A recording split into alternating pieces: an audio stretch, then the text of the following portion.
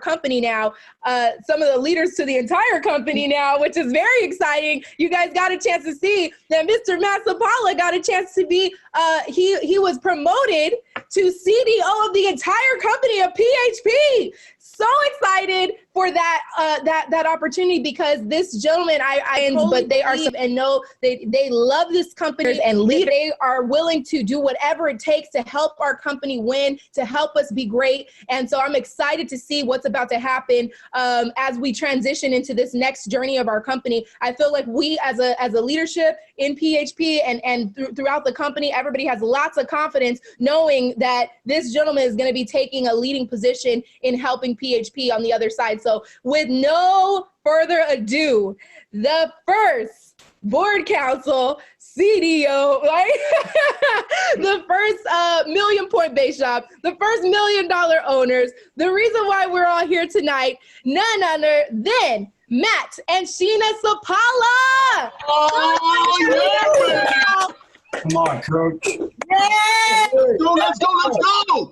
What's up, MAXLIFE? How you guys doing? It's amazing. Doing great, huh, Maddie? Oh man, great to be with you guys, man. I just wrapped up. It's been Zoom after Zoom after Zoom after Zoom. If I don't have a voice, it's been nonstop for me for over a week, back-to-back Zooms. But that's the life of entrepreneurship. That's the life I signed up for. So great to be with you guys. Listen, the Eatmans have a very special relationship with Sheena and I. Such a classy couple. I told them if they were in Chicago, man, we wouldn't get any work done because we'd just be hanging out, going to all the different food spots downtown, sipping on some wine, smoking some cigars. But it's just such a classy couple in our lives. And about a funny story, it was the last big event, in San Antonio. Apparently my wife turned our room into like the women's makeout, a women prep, pre-gala, hair done. They had a professional makeup artist, professional hair done. And I'm just grabbing my stuff and I'm leaving. And I go in there and I go into the bathroom looking for my gel. Like the whole bathroom just covered with makeup and brushes, right? And I go and I look to my right and I see on a hanger, hair. Right? I said, hang her, like, what is it? And Spring says, leave my hair alone. Just, crazy stuff. And then I remember was it Halloween last year or the year before? You guys are just playing jokes. You guys are pulling jokes. And Curtis dresses up as me and he's doing his faithful, and we on live? We're in live? Okay, what's cracking, everybody? He does my iteration we started. And then Ron gets dressed up in a tight suit and just mimicking Ricky Aguilar. It's just hilarious. It's just, you guys are a fun organization, and guys, I'm looking forward to you guys being a vice president, council, board council team, decision makers of the team. So I'm delighted to be here. So the purpose of this conversation is just to get to know you guys a little bit more, and obviously on a Q&A type conversation to share with you what's on your mind, what's the next big moves for MAXLIFE and your business inside PHP on this platform. So Curtis, Spring, however you guys want to fire this away, I'm just here. I'm a resource to be utilized you guys tonight and to enjoy this Friday night with you. I love it. All right. So what I would love to do, if we can, if you can give us a little bit of your journey, of your story, because we have a lot of new people as well. So this call was qualified for, we have new FAs, we have new directors that are qualified. And so everyone had to qualify in this call. It's not an open call. So good job for everyone that did that. And we also have our marketing directors, senior marketing directors on this call as well. So if we would love to hear your journey from trainee Matt all the way to CDO now, with the ghost behind them and everything. We would love to hear your story. Now we'd love to do the Q&A as well. I know a lot of people have some major questions they would love to ask as they're trying to process their way of entrepreneurship and moving forward too, if we can go that route. Sure thing. So, let me get this thought out of my mind before I forget it. One of the greatest things about being a CDO of the company now is, first and foremost, I'm a field guy.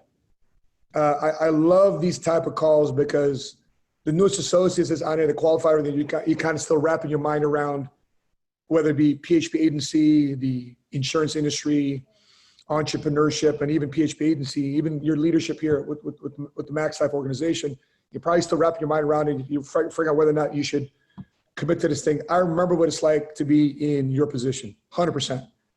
And I served my time in the Marine Corps in Southern California. I actually got recruited right there in Lake Forest. I got prospected. So right there off the 405 freeway, is it the 405 or the 5?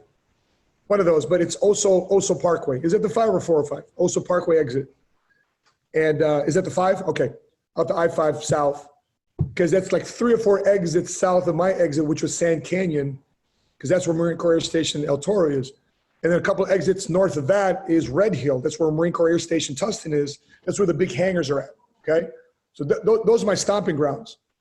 I was part of the Marine Corps unit. I was part of the helicopter unit, part of the 50 Marine Expeditionary Unit.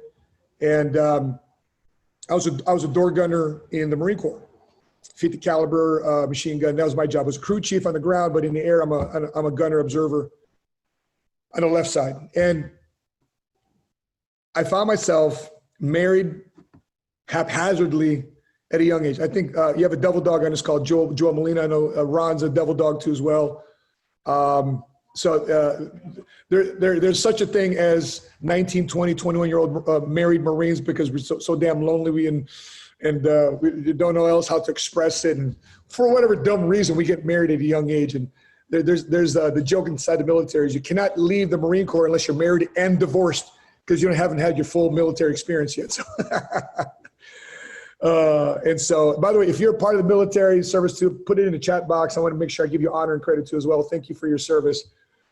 But I found myself, it was 1998, 1999, right there at the Best Buy in Lake Forest. I just got divorced and I'm taking my boys to Best Buy because I wanted to buy a scanner. Okay, I'm dating myself right now because back then we had AOL CDs that you could get online for 15 hours a month. And so instead of waiting to, I can't believe I'm saying this, instead of waiting to go to Walgreens to develop my film, pictures of my boys, and then mailing them, I said, you know what, let me scan it and email to my mom so you can see the boys right away. And so, make a long story short, inside that Best Buy, a retired master sergeant who's part of a company called WMA, which is today known as WFG, prospected me in the bathroom of a Best Buy. And he said, anyway, by the way, fellas, guys, for the guys that's on this call, if you're in a bathroom and you don't know the guy, do you talk to strangers in the bathroom? Yes or no?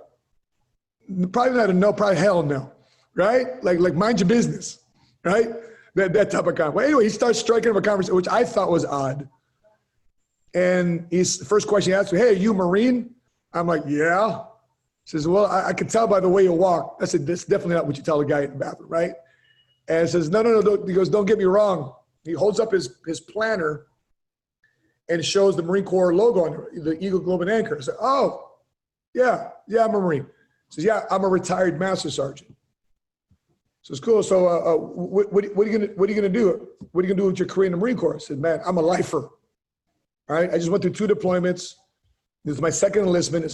My second enlistment is about to be over with, and I'm about to reenlist because at the 8-year mark, you just don't reenlist to get out after 12 years. You reenlist to get to your 20, because it makes no sense to get out after 12 years and all you had to do is another 8 years to get your military paycheck. So anyway, make a long story short, he asked me a few questions. He goes, "You like money?" I'm like, "Yep." He says, "You like a lot of money?" I said, "Absolutely." He said, "You're not going to learn about money in the Marine Corps. Take my word for it. I'm a retired master sergeant, and I'm still struggling to make ends meet." And so, well, what you got? I said, "I'm in the money business." He hands me his business card. "I'm in the money business, and give me a call, and we'll talk about it." We both leave the bathroom. He introduced me to his wife, who happened to be a Filipino. We connected. Oh, awesome people, great people. And I held his business card in my uniform, in my breast pocket uniform, for 3 months. 3 months. Every day I pull it out and say, you know what? I don't know about sales. Put it back. The next day I pull it out. I don't have a college degree. Put it back. Pull that out again. I don't have any business background. So I completely self-sabotaged myself because I don't know anything about this stuff. And then one day I get a call on base. Sauppala, you got a phone call. I hear the phone. Sergeant Sauppala speaking. How may I help you, ma'am, sir? And hey, this is Carlton Enlow. I'm the retired master sergeant that you're into. I called a couple buddies looking for you, and I'm glad I found you. I'm like, oh, thank God you called me. What's up? How you doing? He says, well, I'm going to be in base housing later and visiting a couple buddies. You mind if I drop by? I'm like, sure. So he comes to my house later on that night. I'm still broke. I'm still busted. I'm definitely disgusted. Make a long story short, he shows me this, he shows me that. Here's how you can make money. I said, no, I'm in. So I don't know where I'm going to get the money, but I'm in. He signs me up, and I get involved in the business. Back then, you needed 4 licenses. You needed Life and Health, Series 6 and 63.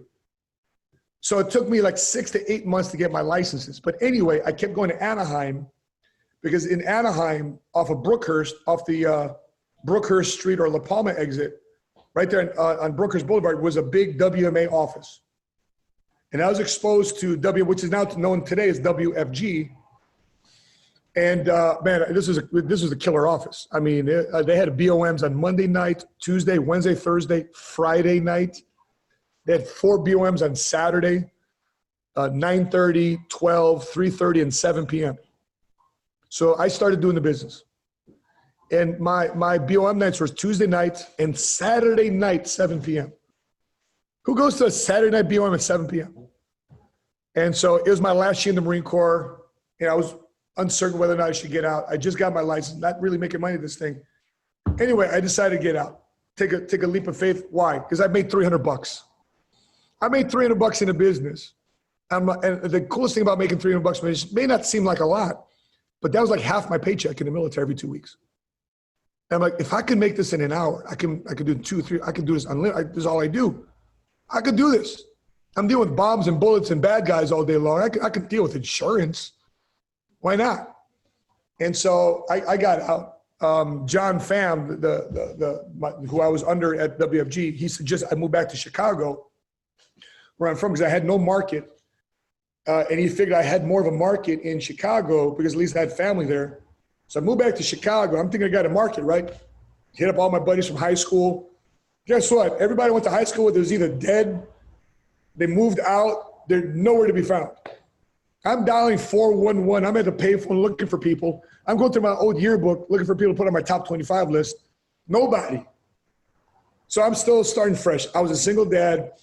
And I said, you know what? I'm not selling anybody here today. I'm not selling anybody this month. I need to build a market fresh from scratch. And so I took 3 jobs. I took a job as a YMCA lifeguard from 5 to 8 o'clock in the morning, which is kind of a cool thing because nobody's at the pool at 5 to 8 o'clock in the morning. 0, right? And it's not like, hey, honey, let's go to family swim.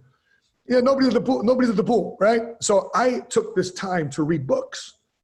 Rich Dad, Poor Dad, Power Positive Thinking, Imagine Thinking Big, Richest Man in Babylon. All these books, How to Win Friends and Influence People, How to Raise Myself for Success in Selling. I would just read these books, all the entire Rich Dad series, Cash Flow Quadrant, Rich Dad's Guide to Investing. All these books I read as a lifeguard from 5 to 8 o'clock in the morning. As soon as I got out,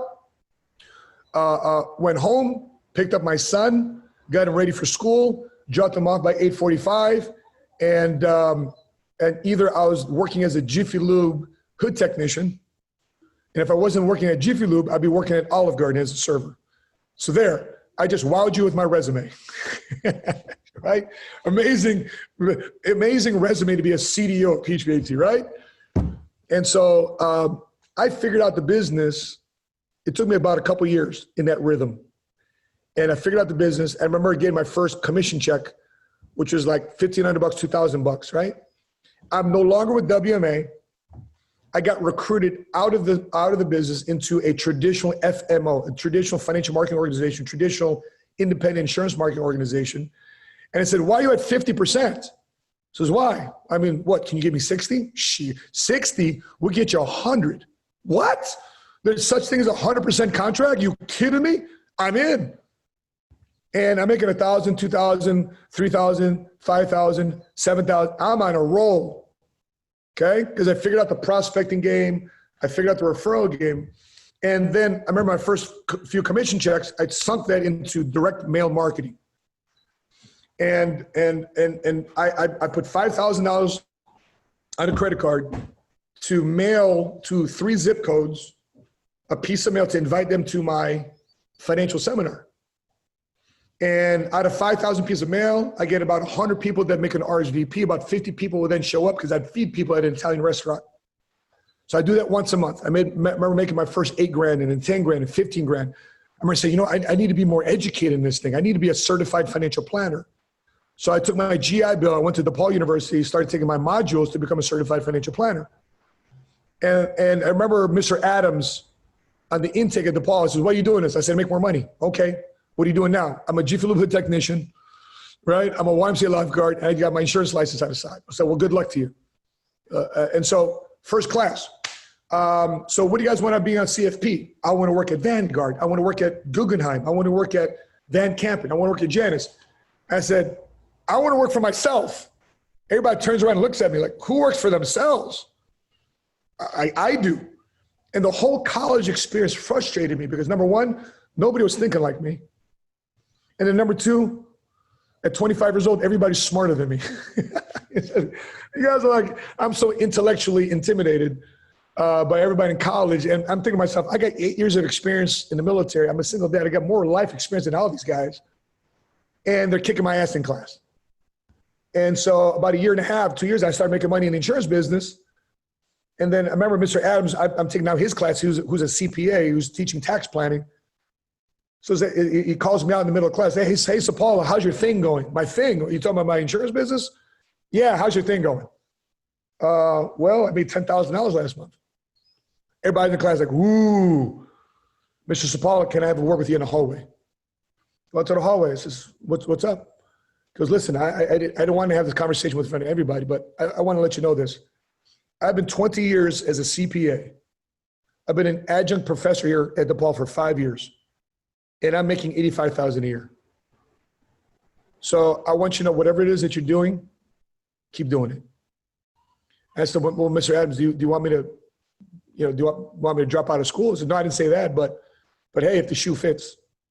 So that was the 4th or 5th module left. There's 6 modules you have to take in the CFP curriculum. After I'd taken his module, which was tax planning, because the next one was investment planning, which was my forte. So let me drop out of the certified financial planning curriculum. What do I need it for? I'm already making more money. I didn't need a designation, a CFP behind my last name to make more money. Plus, the clientele I was serving was the multicultural middle class. I mean, they barely knew what a CPA was, let alone a CFP. So anyway, make a long story short, I found myself with a lot of success in the business by doing that. Dropping $5,000 into a mail, feeding people. And then I started doing, let me do 2 of these a month. Started dropping $10,000 a month into marketing, right? And then I put another $5,000 a month into marketing. So $15,000 a month I'm spending on marketing at 100% contract just to get customers, just to get clients. And I'd see about maybe 60, 80, 100 clients a year, which would bring me about $250,000, $300,000, $350,000 a year. So I was making money as a single dad with no college degree in the insurance business. And then 08 hit, 09 hit, and I started seeing all the people in the Great Recession. Everybody's downsizing, everybody's bailing out of their homes. And I remember I stacked cash. And I remember a guy coming up to me. He said, "Hey man, you want to buy my Bentley?" I says, "Why? It looks a beautiful car." He says, "No, man, I'm going through a divorce right now. This recession's kicking my tail. Make me an offer and insult me." He says, "You're really hard for cash, huh?" I said, "Okay, well, 50 grand. Bro," he goes, "It's a $120,000 car." I said, "You told me to insult you." Right? So anyway, make a long story short, we settled at 60. I meet him down at Chase Bank. One of those banks inside a grocery store, they got the Chase Bank inside them. So I said, "Meet me at the grocery store." I said, cut him a check for, you got the title? So right there, we exchange it, we exchange money. I have a Bentley, right? Dang, what'd I do with this, man? I got a Bentley for 60 grand, 50 cents on the dollar. I flip it. I sell it for 95. Right? Good deal for whoever bought it. Good deal. And then I'm doing an annual review with the client. The guy says, hey, Matt, listen, I appreciate this, but I need to sell my great aunt's condo because I need to move her into a long-term care facility. Okay. So would you make me an offer? Okay. Well, where is it? So I looked at it up, and it's $120,000, $130,000 condo. I said, I got 95. You take 95, I'll take it. From the cash I saved from the insurance business to buy the Bentley, now I'm taking it to a piece of real estate. I take 90, probably dump another 5,000 out to improve the bathroom and the kitchen, and I flipped it for 120, 130, somewhere around there. So I took $60,000 capital, and I got $130,000 cash capital. So I realized there's power in this business. A kid with no college degree, previously with a 500 credit score, divorced, single dad, there's power in this industry. In 2010 hit, 2011 hit, and I said to myself, dang, I've been doing this for 10 years, 11 years, selling insurance. I'm kind of burning out. I'm spending $15,000 a month. And if I don't spend $15,000 a month in marketing, my staff doesn't get paid, my overhead doesn't get paid, my office and my house doesn't get paid. There's a lot of pressure on my shoulders. And I wanted to revisit WFG again. So I went back to WFG, went under a different hierarchy named June De La Cruz. And for 4 years, from 2011 to 2014, I went back to base shop building, or wannabe base shop building at WFG, right? So my wife and I, we did pretty good there. So in this process, I met Sheena. We started dating, and then she wanted to know more about the business. And make a long story short, she decides to go with me in business. And because I was dating her for my personal, I wasn't dating her for my business, right? But she kept hearing the conversation, babe, I want to know more about this. She was in medical sales. She goes, your conversations are pretty intriguing. And she goes, I'm a softball player. You sound like a coach. Okay, well, if you want to come to the BO. So I never forced my wife to get involved in this. She just got attracted to it. And she made a little bit more money. All right, she said, babe, I like this. Yeah, and so we did it until about 2014. And then we realized that I started branding myself, the Money Smart Movement team. WFG didn't like it. I remember we qualified for the SMD Academy, where they bring on the rookie rookie MDs to Georgia. I remember sitting down with the president of WFG. He said, Matthew, whatever you got going on, I don't like it. Take down on social media anything you have related to Money Smart Movement, because people are being confused. Are you WFG or are you Money Smart Movement? I said, I'm Money Smart Movement. I'm part of the WFG platform.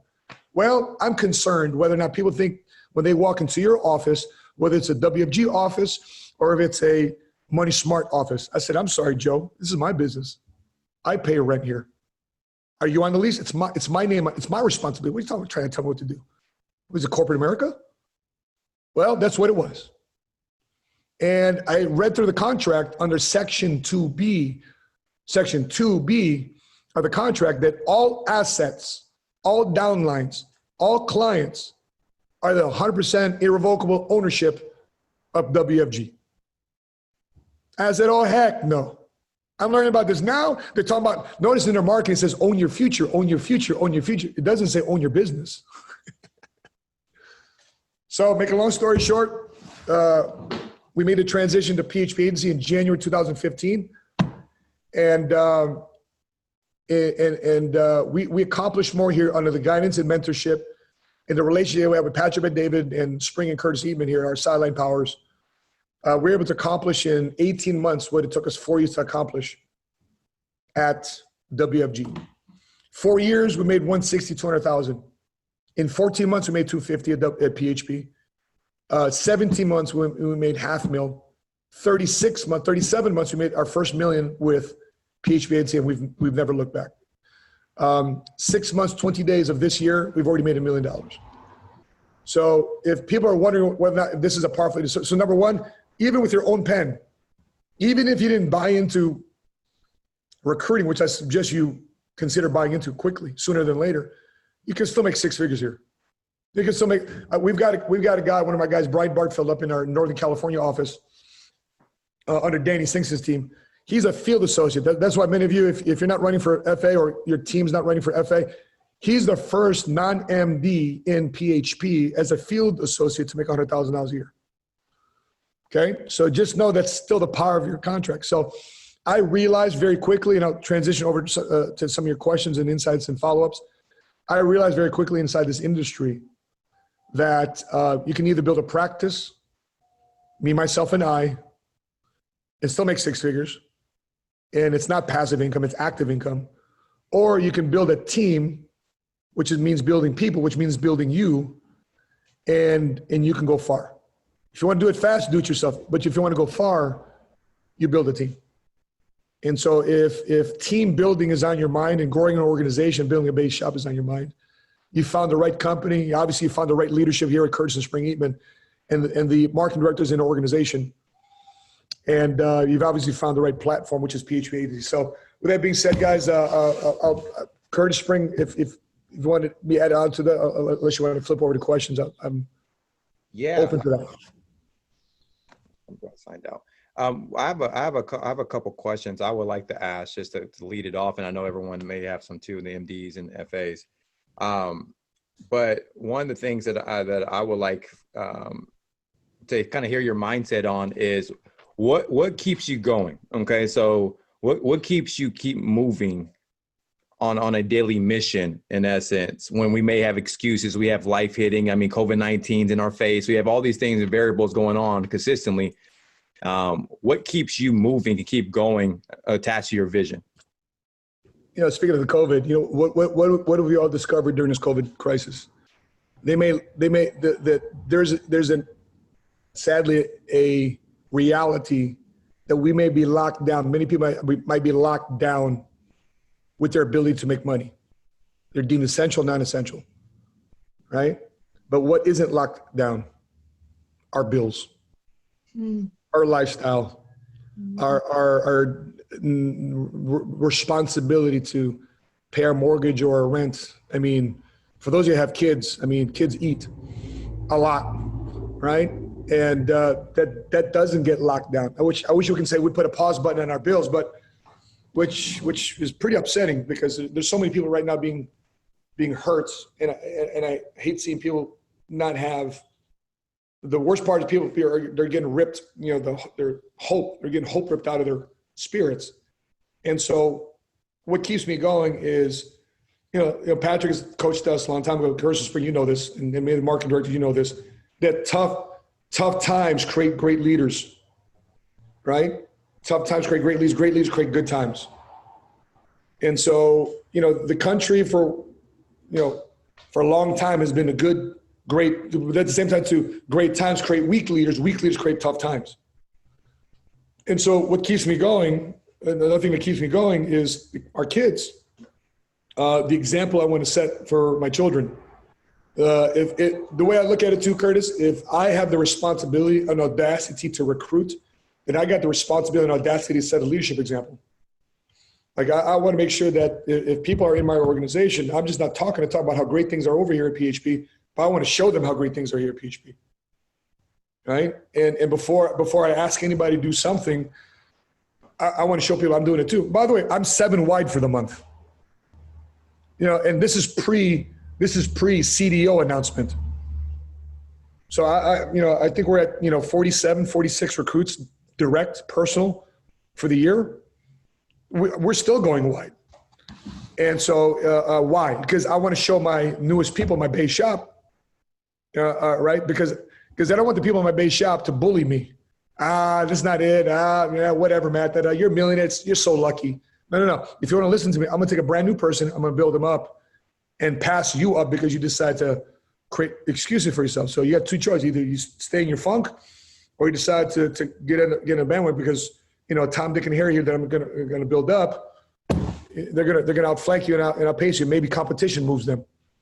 The third thing, the life that I signed up for has me realize that although we're cash flow millionaires, there's levels to this game, right? The first level to this game is I want to find out the best version of me, always. From a financial standpoint, there's levels to this game that I'm the brokest amongst all the millionaires, right?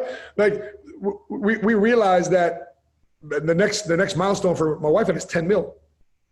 So if we're at 1.6, 1.7, we're still not at 10. We're like at the bottom 80% percentile of this whole thing. So that keeps me going. Is if I stop improving, if I stop showing an example that I'm in the trench, if I stop showing an example that I'm no longer low crawling with a knife in my mouth, want to do the dirty, and then your team does half of what you do right and twice of what you do wrong. And so that's what keeps me going. And just to see the financial reward in this industry, more specifically with our company, for doing that is just unbelievable. So it's so cool right now, Curtis, to be operating from a position not of survivability, because I think up to two. I was asking Sheena, I said, babe, when did you start feeling that we're above for 4 kids, now 5? When did you start feeling we had some financial breathing room? You know what my wife said? 750. 750. Kids are expensive. Taxes are a mug, right? It's like, whoa, we got like when we first cut our tax checks, like we owe the IRS 6 figures. What? We owe, cousin Illinois this. What? Which is way above what I was making. Our state income tax was more money than I was making as a sergeant in the Marines. State income tax, not federal. So, that's what keeps me going. And, and just being able to have choices. I don't want my family to have a lack of options and choice because I chose to chill, hang out. So that's what keeps me driving. And the fact that if this is good for me, I just fight in myself, my own personal philosophy. And if it's good for me, I got to show somebody else how to do this. I'm in the pay it forward type mentality. For example, at the Starbucks this morning, I dropped my Starbucks before I get to the office. I said, you know what? I said, ain't Christmas, but the next 4 people behind me, let me pay for the Starbucks. Right? They didn't know I didn't tell them it's on behalf of PH, on behalf of Money Smart. It's just for the good of it. Next 4 people, I want to bless their life today. So I was out there, I got my cup of coffee, and he kept running my cart. 1, 2, 3, 4. We good? Cool, man. It's so cool of you to do that. No problem. Do I need to tell who it's from? No. It's okay. All good. Right? And what them know that rich people aren't always jerks. Right? Maybe the guy says, hey, you see that guy in the Rolls Royce? He paid for your Starbucks today. But I didn't need any recognition from it. So that, that's a cool part. That's the position that we're in. And I've always believed, brother, that life gives to the givers, takes from the takers, and has a very accurate accounting system. It's a philosophy of my life. And so, and sometimes the bank account that you accumulate may not be financial. That's powerful. Thank you so much for your mindset. I have a couple questions later on at the end as we finish up, but I think Ron had the first question. If you have questions, go ahead and post in the chat, because I think everything starts again with the mind, and your mentality is definitely something you're field training us on today. So we really appreciate that. Go ahead, Ron. Number 5, Devil Dog. Get some, Devil Dog. How you doing, man? Hey, listen, sir. First of all, thank you so much, man, for making the time to be with us. Kenny and I just crossed as marketing directors and hit that. But it was becoming, it became part of being with the MDs on the calls in the morning that really had me ask you this question. You said you figured out the prospecting game. Matt, what did you figure out? Because I want to be a big base shop. So what did you figure out? Number one's got to be simple. So therefore, I operate under less pressure. So prospecting is not necessarily pitching. Everybody was, what's your script? What's your script? Listen, my script is asking questions, right? So creating that relatability, creating that trust. So for me, prospecting is making new friends.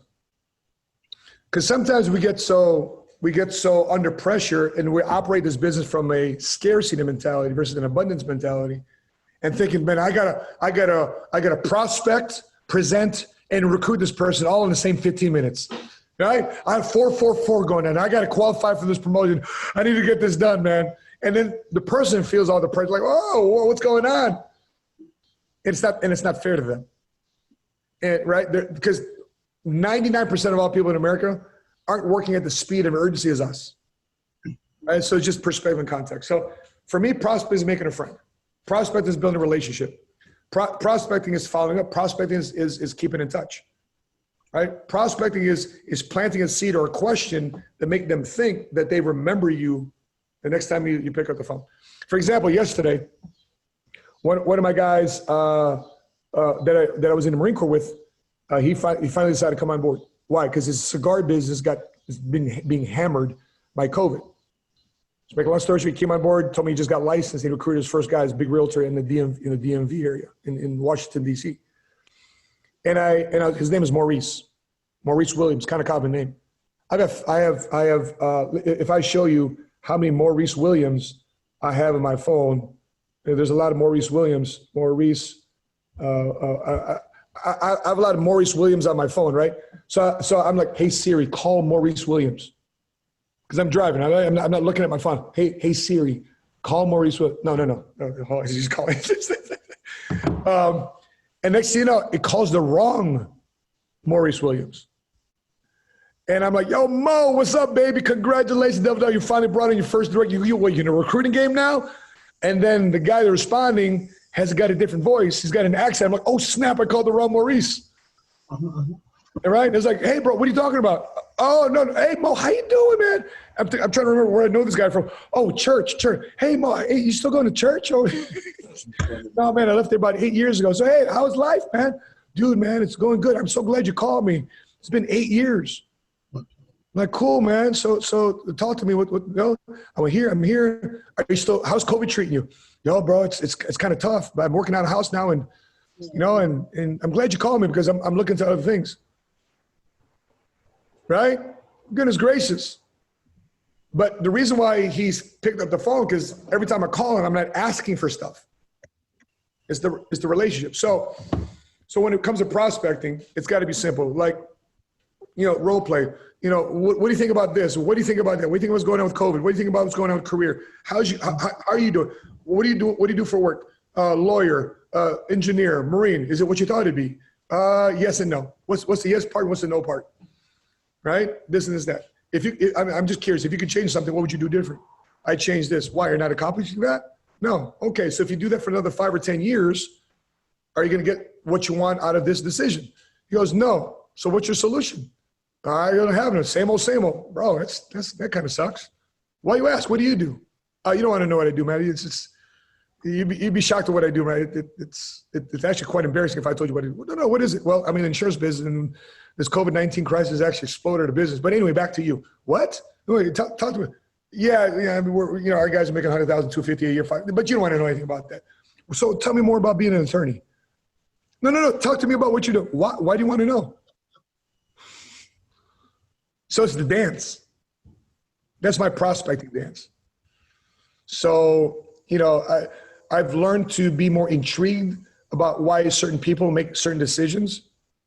I'm intrigued by what people would redo if they had the opportunity. Because I'm also curious about why people make certain decisions in their life. And then from there, it just builds relationships. And then from prospect, I cut it short. So, bro, listen, I got to run. Let's stay in contact, bro. What's your number? Is it 312 or 773? Right? So I asked him for the area code. No, it's 77. Okay, 77. Matter of fact, you put it in. You're probably fast. Type in, right? So to grab my phone and type in the info, cool. I call. Okay, it's me. You got me? Awesome. Ron, full disclosure, I haven't had a business card in 10 years.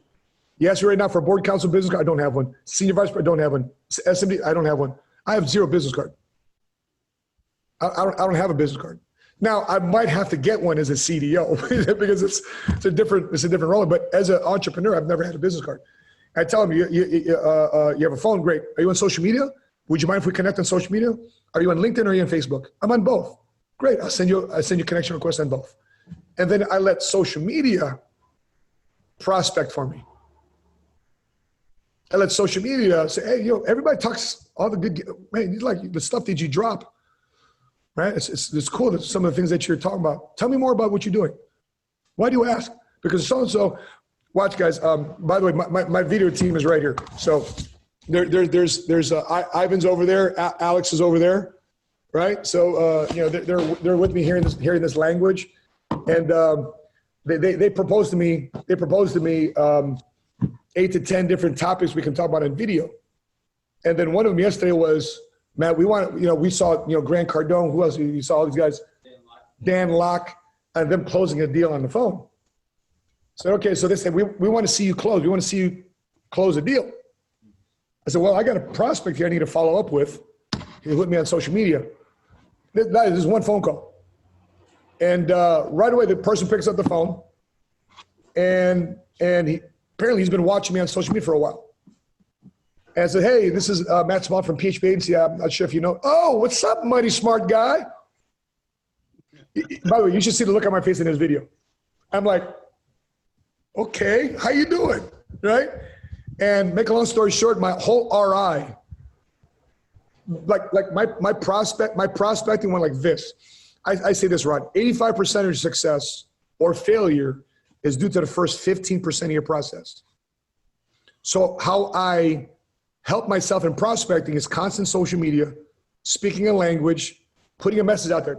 Remember, in your circles, people will never listen to Kramer on Fox Business, MSN Money, right? They may not listen to all the financial gurus out there, but they'll listen to you, right?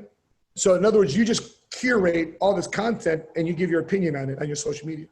You take all this information, and I learned that from the media because every time I did TV or radio, it says, Matt, we want you to talk about this. And they give me the content they want me to talk on TV. And it's an article in the Washington Post, an article on CNN, an article on Reuters. Like, oh, you guys ain't creating content. You guys want me to have I know your game now. They just want me to comment on. So in other words, have an opinion about how entrepreneurship, what you've learned about the money game, to be your headliner or your opinion on social media. Right now, more people are listening. Why? Pain sharpens listening. 40 million people have filed for unemployment. That's 1 out of 4 Americans on unemployment right now. 1 out of 4, it's a big number. So more people are predisposed to having a conversation as it relates to the subject matter more now than any other time in American history since 1918. So the last time a pandemic hit was 1918. It was the H1N1 influenza pandemic. So last time that's the last, think about this. Our peers and peers, the old dogs of this insurance industry, they've never experienced a pandemic. We all have now. You and I are officially old dogs in insurance business. Yeah. Man. So that's it. That'll be my prospecting process, Ron. Thank you, man. I still appreciate that, man. Yeah. I love it. I see Joe Smith. You have a question. Go ahead, buddy. Hear me? Is that Joe Smith? What's going on? How you doing? It's not Joe Charles. It's not John Doe. It's Joe Smith. Inside Joe. Hey, got the inside joke. Appreciate you. Quick question. So when you're doing a lot of prospecting, you're following with a lot of people. What do you use for your follow-up? How do you keep up with someone you talked to a year ago? How do you keep up with someone you talked to 5 weeks ago, 6 weeks ago? A couple things. Well, number one, social media. You connect with them. So everybody here, you should have if you're prospecting every day, you should be adding 5, 10, 15, 20 people to your Facebook list. You should be maxed out at 5,000 immediately. Because I let social media do a lot of my follow-up. The second part is I just put in my calendar. As a task, and nothing fancy, your iPhone, your Android, whatever you're using, just put in your tasks or put in your calendar. I need to follow up with this person on this day at this time. It's an appointment, right? That's simple as that. Just having a simple process. Because remember, Joe, if it's simple to you, it's simple to your team. Simplicity increases speed. So simple as that, man. And sometimes going through your phones, there's never a dead moment where I'm not scrolling through my phone. Oh, I need to talk to this person. I need to talk to this person. I'm always scrolling through my phone. By the way, I'm still scrolling through my phones. By the way, some of you guys text me in the last 7 days. I may or may not have gotten back to you. Because I'm still dealing with 289 messages. You guys have just flooded me, and then that's not our group has got another 831 messages I got to get back to. So I'm just jammed over here in turn to get message, but I'm still finding time, Joe, to follow up. Guys, there's days that I spend in the office 2-3 hours just on the phone. 2-3 hours I'm in a zone, right? Still find myself in a zone. Probably the most frustrating thing for me right now, my schedule is not finding that 1-2-3 hours a day to get back on that phone, right? Because I'm finding myself now more back to back now more than ever before. But Joe, I mean, put it in your calendar, bro. For 2 hours, just organize it. Every Sunday night, organize a fresh top 25 list if we need to follow up, and keep those old top 25 lists in your office. It doesn't need to be fancy. It doesn't need to be a CRM. You just have a simple system. I've got a book in my office. I've got a journal. I write a bunch of stuff in there. And in downtime, I'm going through my old book. I have a highlighter. I highlight all my prospects in green. So as quick reference, I go back to my book. I would flip through. I have green. Okay, I haven't followed with them. I haven't followed. Admin issues, operational stuff is highlighted in red because it forces me to stop. And I don't like those things. Either I do it or I delegate it. But my job is to focus on the green. Green is money-making activities. Prospecting, recruiting, helping people get promoted is money-making activity. Just think about this, Joe. On Dream Team Call, we are categorized on 4 activities: phone calls, recruiting interviews, KTPs, and fast starts. That's the only thing that matters. Those 4 things. Everything else is admin. Admin, you hire staff for. You get paid to be making $775 an hour. It's $1 million a year. Thank you, appreciate it. And second follow to it real quick.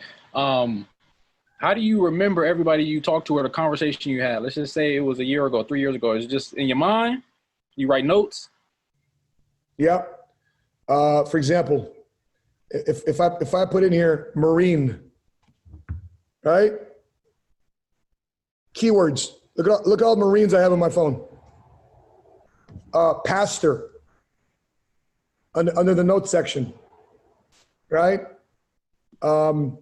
Workout. What you know? It's a trigger word. Salsa. How many people I have? Because pre-Sheena, I used to go to the salsa spots. Yeah, look at all the salsa, right? All the people I met at the salsa spot, right? Hey, are you still dancing there? Are you still dancing salsa? Hey, how are things in the COVID? Are you still dancing? By the way, a lot of people that dance salsa are professionals. There are a lot of cool people in the salsa community, right? Not the salsa community is different than the club or lounge community. But interests, workout, gym. I wonder how many people got here, gym. So that's how I put them in my phone, gym, or workout, fitness. Yeah, workout. I met him at the gym. Simple that. In your notes. See how simple that is? You got it, Joe. Oh, okay. Izzy, he was the next person, and then after that will be Joel. So Izzy, go ahead. Yeah, I'm here. How's it going, Matt? Real quick, I don't know if you remember, but back at the San Antonio event earlier this year, I was the guy that asked you in the elevator how was the event going to be for that weekend. And what's funny about that is that I really didn't have a question to ask, but I knew how important it was to ask you a question. So that was the question I asked, and on top of that, I already knew the answer to that question. So my question today is that what's the important key on keeping your team focused on PHP and not getting distracted with life events that happen? Well, the reality is we run a volunteer organization, and people are going to be distracted. There's 2 different types of distractions. There's a negative distraction, life, and there's a positive distraction. You know, the crazy part, 2 of my MDs got COVID, Suazos and Pasture Bay. Both of them got COVID. You know, the crazy part, they stayed focused on the business. Suazos made $35,000 last month. My brand new MD, Pasture Bay, he made like $25,000 last month, going through COVID. I'm calling them up, they're throwing up, they're having diarrhea, all the stuff. Biggest money making months for them. Crazy. So to keep people distracted is keeping people on their goals in competition, right? And so keep them competing, keep them focused. On Friday nights are so important to us. Friday nights, I want people assembled somehow, some way on a conference call, in a phone zone to invite people for a Saturday, even now, right? I want them in a Zoom conference call. I want them in a Zoom phone zone on Friday nights because I want them distracted. And the running joke in MSM is because we keep people distracted, we've prevented many, many unnecessary pregnancies in MSM, right? We've kept many unnecessary hookups, Netflix and chill moments on Friday nights, man. So Izzy, just keeping people focused on their next goal, next generation, and ask them, listen, hey, you told me you want to get to 444. You told me you want to do this. You told me you want to do that. If Izzy, you know what drives your people, you know what type of goal they're after, you just remind them of that. Say, hey, John, you said you want to do this, but how come you're freaking playing video games? Hey, John, you said this. How come you're drinking a beer? Hey, John, you said you did this, and how come you're distracted about all this other stuff and stuff that don't matter? Is this something that you really want? It's right here. Let's go get it. Let's make phone calls. All right? Let's get people to the BOM on Saturday. Who can we call right now? RI. Thank you, man. You're welcome, Izzy. Good question. Better question this time. Mr. Molina. Hey, Matt. Coach, how you doing? Is that Molina? Yes. How you doing? There you are. What's up, Devil Dog? What's up? Hey, Matt, I want to hear your perspective on this just because you've been there, you've done that. But as a producer, you said you were spending about $10,000-15,000 in marketing, right? And your conversation with those agents that get offered, you know, they're with PHP, they get offered a higher contract.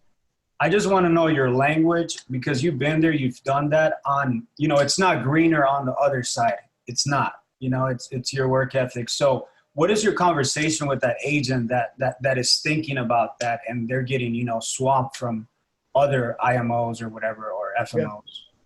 So number one is to talk about it often, because raise your hand if you're licensed. Raise your hand if you're licensed.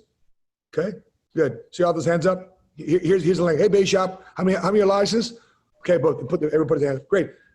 Do you realize because you're licensed now, you're going to be solicited by every insurance entity known to man 3-4 times a week?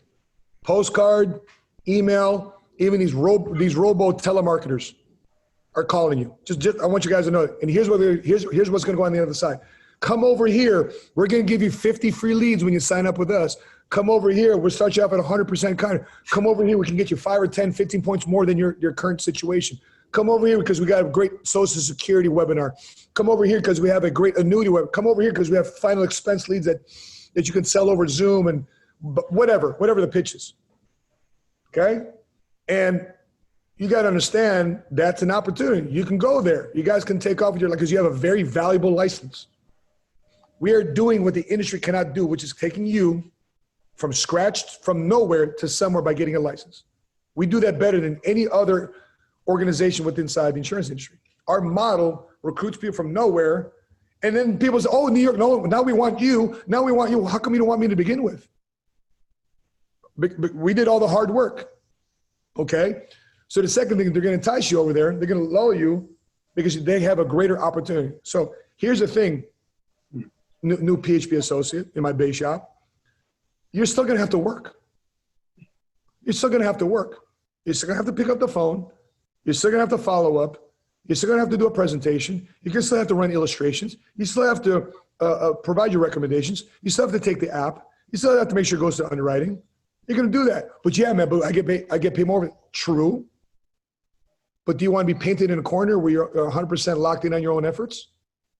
Mm-hmm. Or you want to be in a situation where you can step out from having to sell and put yourself under the pressure of having to sell to make a living? Because your margin of error in that model is so slim. The margin of error in our model, if you want to take a break, you want to go on vacation, you want to take a sabbatical, you want to unplug for a minute, you can still make money here.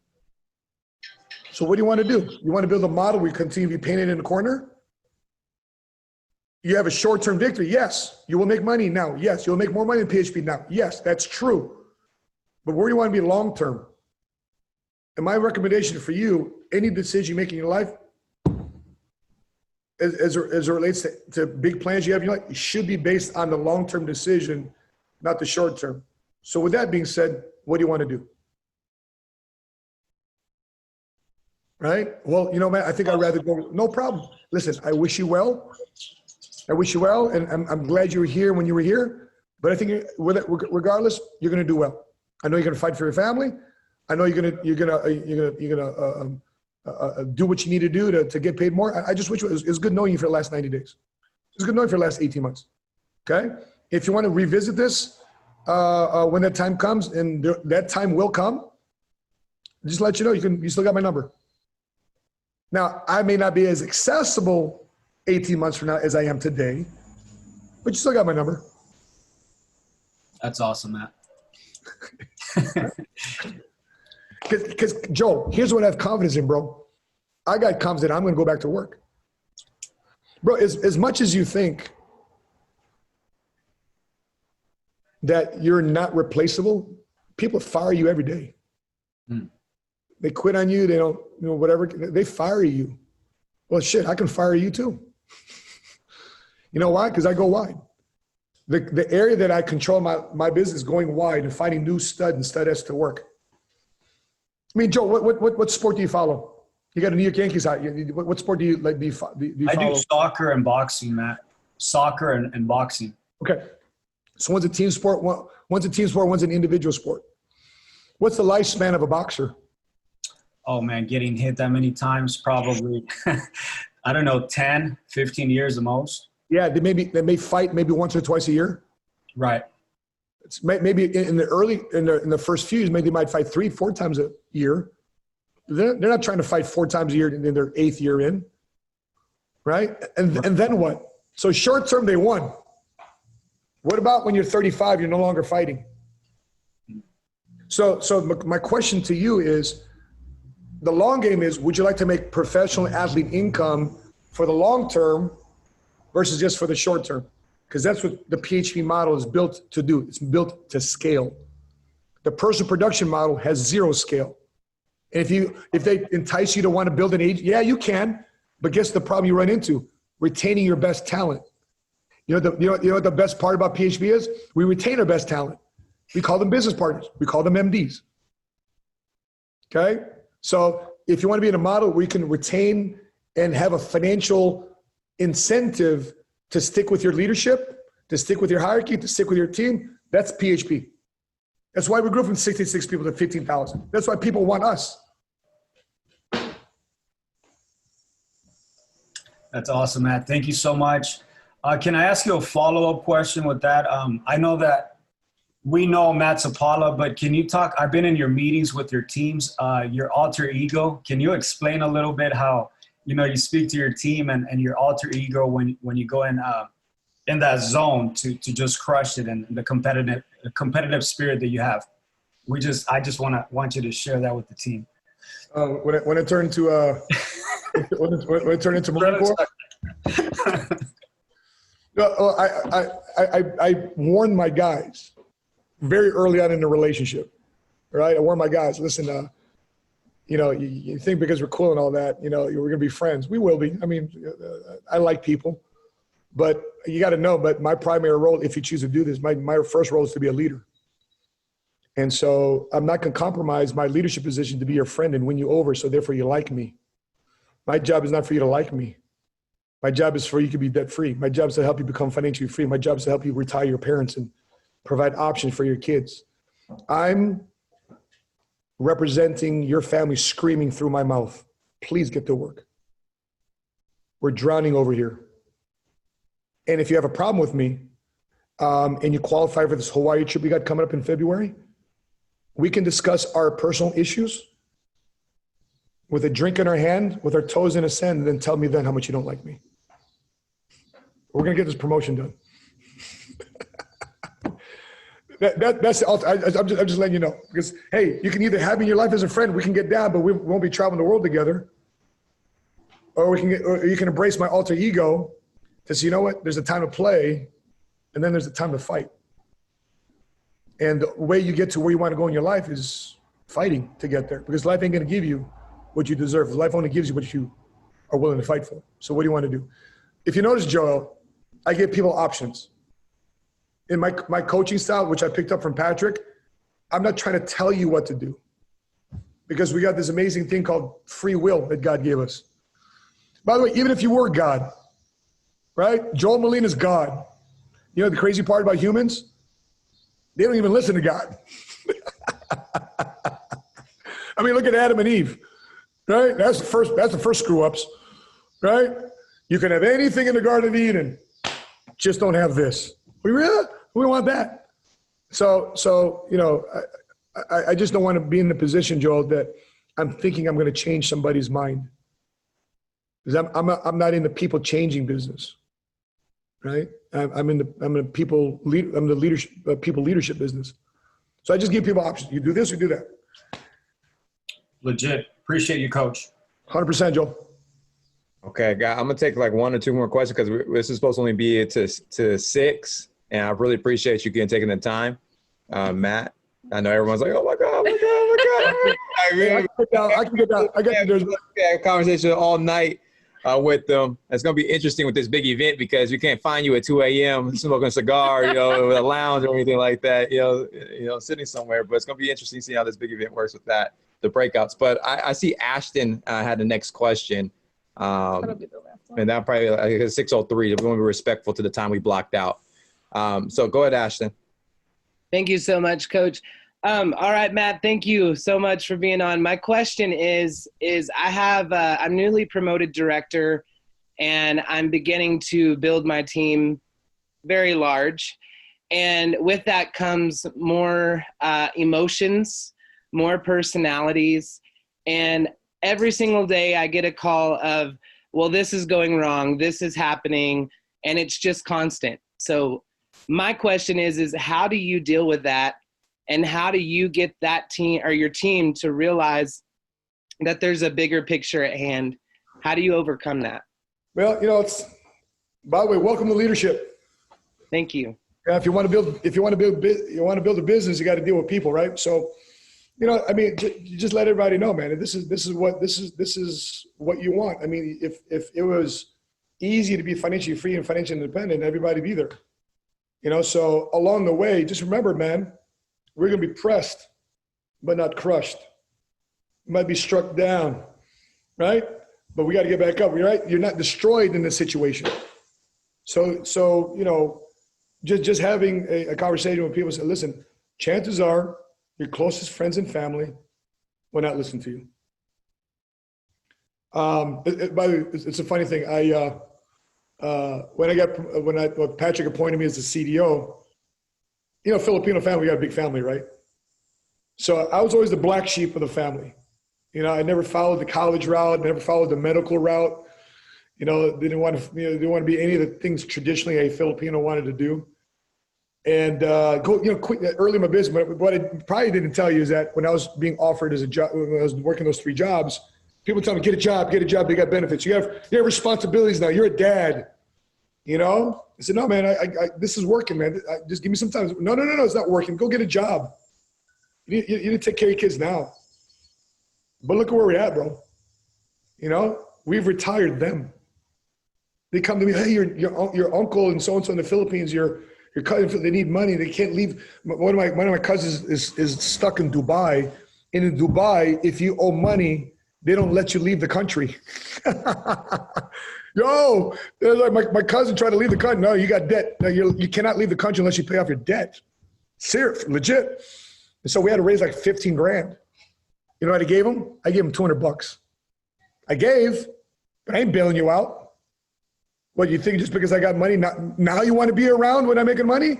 But not one comment on my Facebook, not one like, not one text, not one offer of support in the last 20 years. Here's $200. Here's a tip. Go get stuck in Dubai. It's your fault that you got in debt.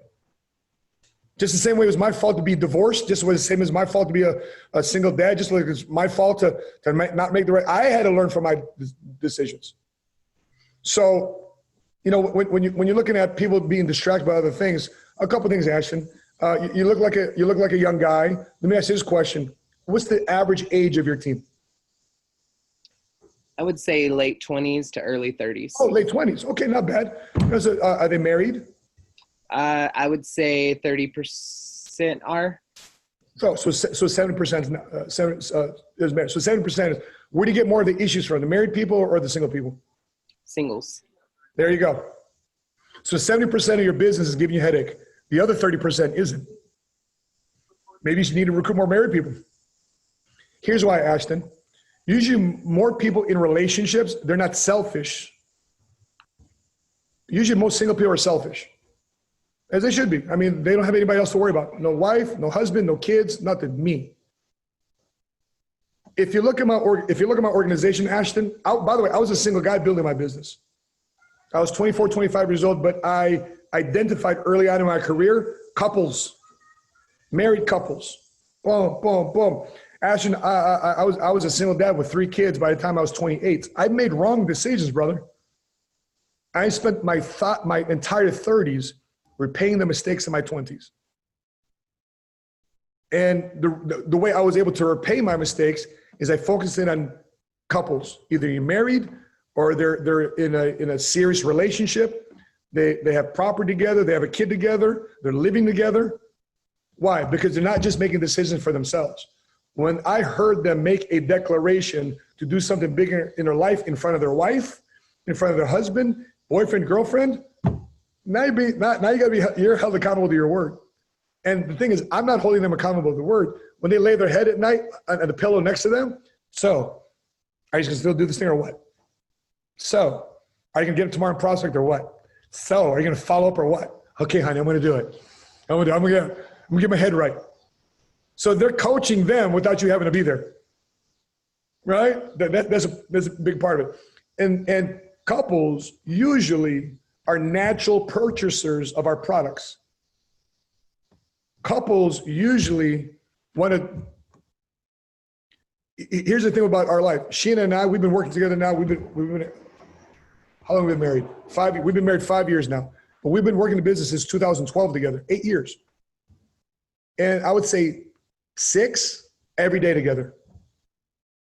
So that means we have 20 years of arguments already under our belt. We've compressed time frames, right? And we're still doing the business. We're unshakable when it comes to this business. And when you're processing it, and by the way, Ashton, the benefit of this business is while you're not, Ashton, are you married? I'm not. I'm partnered, but not married. Okay. So the leverage that you have in this business of leveraging other couples, of other partners in the business is the opportunity here at PHP.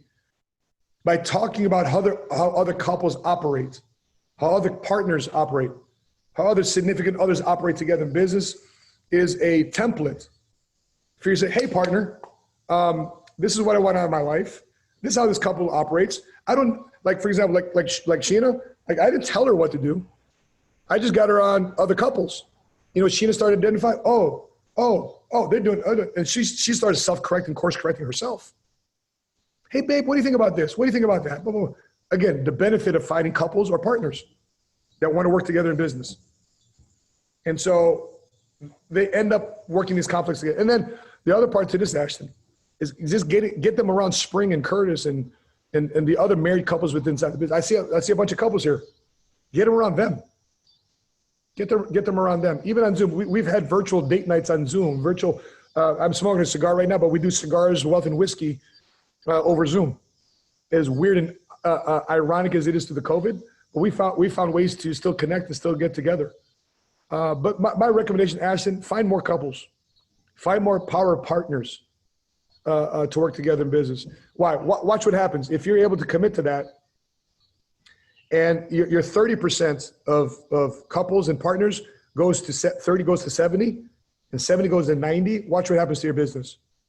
And here's the cool thing about partners and couples: you get 2 for the price of 1. Right? You get together, married couple or partnered couple. Boom! Hey, honey, I need to get to a field associate. Could you be one of my 4? Yes. Cool. Right? There it is. I got one of the 4 down. I got 4, 3 more to go. Recruit another power partner, power couple. Boom. There's 3 too. You got 1 more to go. That's it. So, you know, this is the best. And then you get them tied. Hey, we need to get you to 444. And so, you know, that's part of the right. And Ashton, as you do this and you rally to this, and I know what this team is capable of. When I'm thinking about MAXLIFE, when I'm thinking about what you guys are doing in business, hitting senior vice president. I've been harping on the Eman organization to be on senior vice president level already for a long time. I mean, you guys remember a big event I was talking about getting the senior vice president in January. And to think that you guys are only 140,000 points away. So Ashton, let me give you a quick story. Thanksgiving weekend, 2016.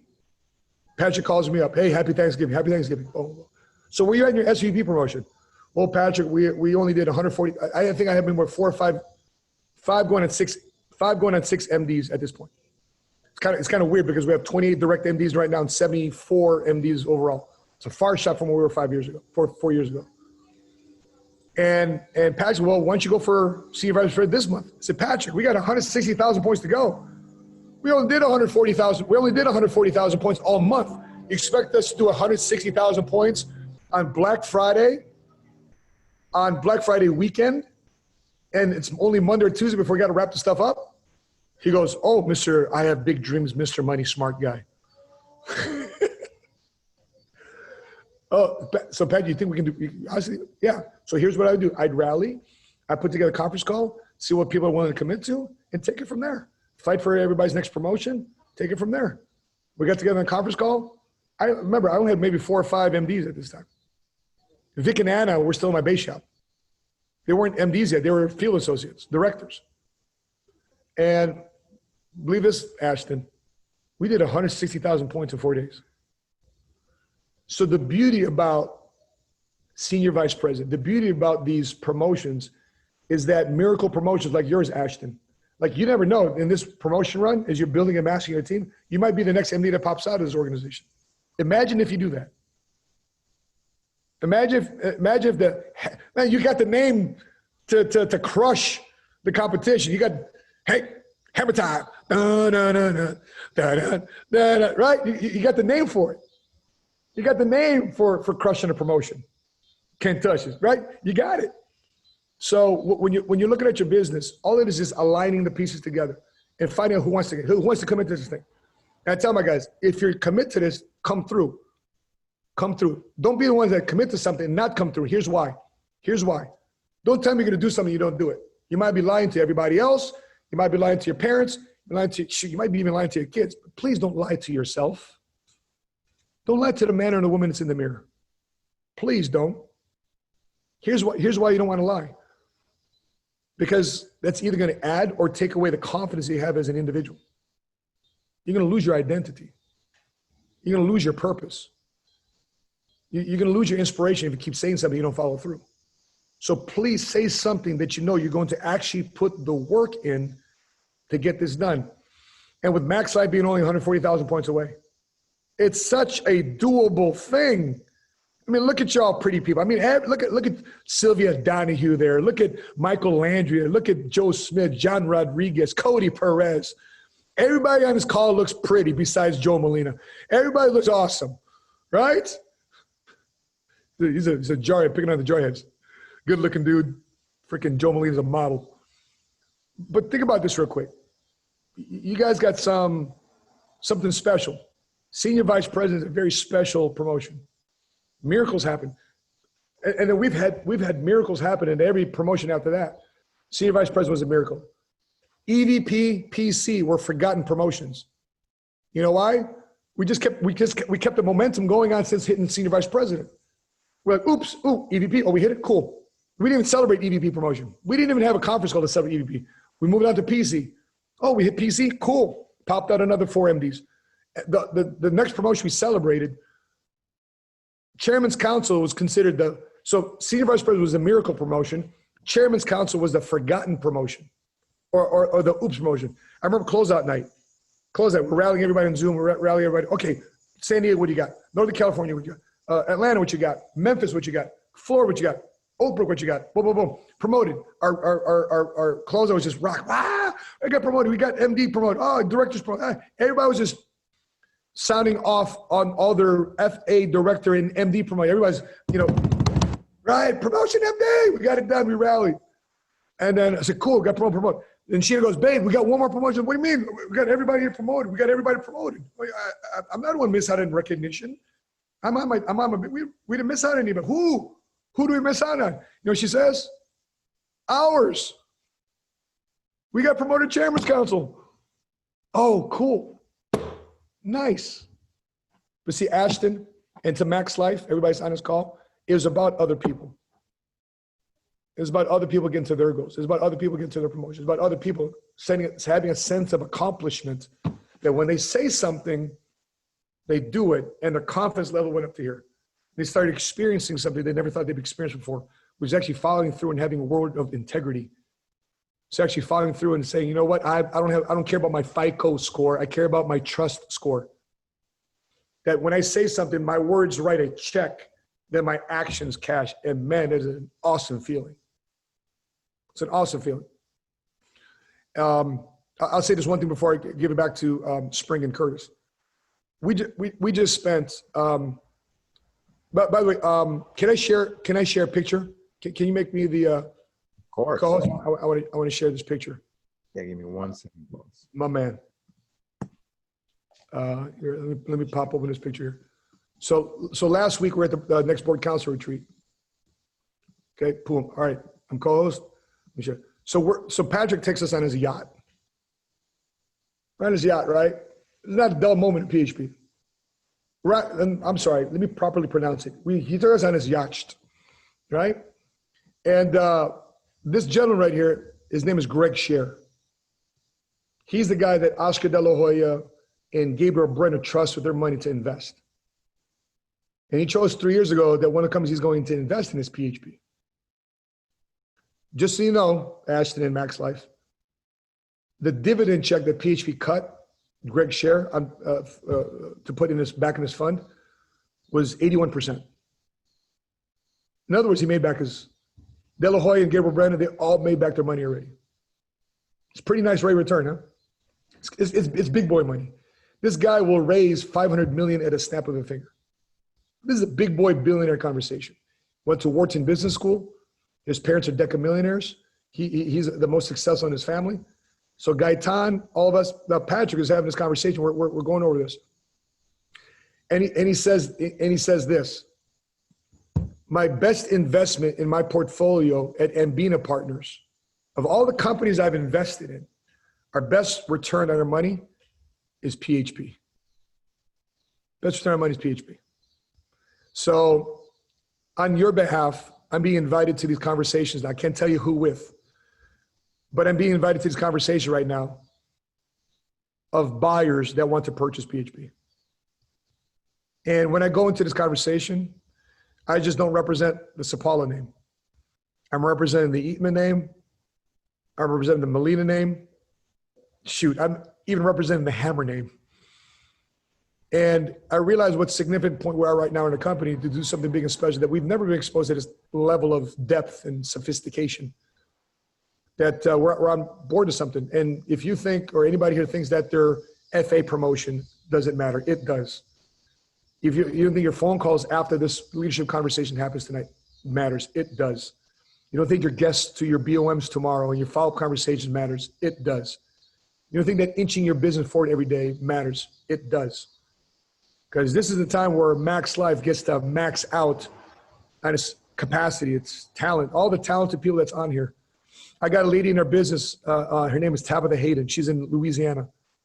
And she's our next marketing director about to pop out. She's got 8 kids, and she operates this business from a wheelchair. She wrote 30,000 points last week, 80,000 points in a base shop. She can be the first person that's operating as a marketing director from a wheelchair. So if that doesn't give us an excuse to remove all, doesn't give a reason to remove all excuses. The sad part about this business is that we make a whole lot of money in a short period of time, and we think we're actually working when we can actually work more. We can actually really apply ourselves. So that's the beauty of where MAXLIFE can be right now in accomplishing promotion. I wouldn't want nothing less to come out and have the momentum and the energy and the excitement to celebrate your guys' senior vice president promotion at big event, the virtual convention. That would be such an awesome thing to do. Guys, we've already ran out of, we have 19 VPs. Other than seeing MAXLIFE, the Eatman name there on the wall in home office, the 20th